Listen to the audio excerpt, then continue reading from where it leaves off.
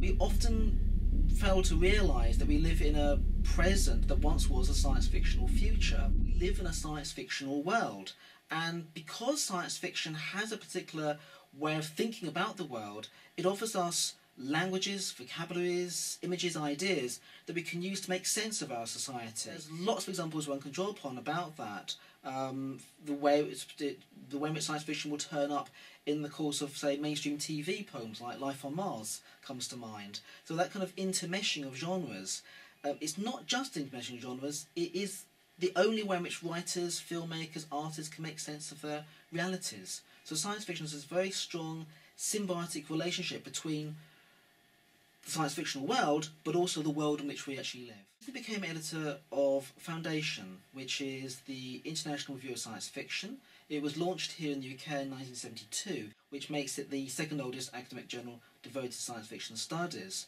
It's been edited by a number of prestigious editors and critics from science fiction, and has had contributors like Christopher Priest and Stephen Baxter over there as well, so it has a very strong connection to the science fiction community.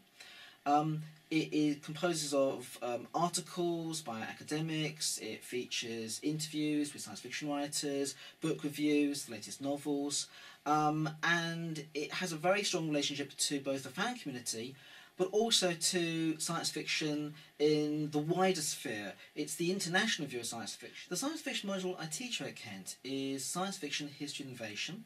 It's a second year module, and it looks at the development of science fiction from the late 19th century, Jules Verne, H.G. Wells, passing through things like the rise of dystopias, pulp science fiction, the so-called New Wave, women writers in the 1970s, all the way through to the most recent writers like the late Ian Banks, Levi Tidhar, Lauren Bucas. So again, writers from around the world who have a very strongly distinctive take upon science fiction.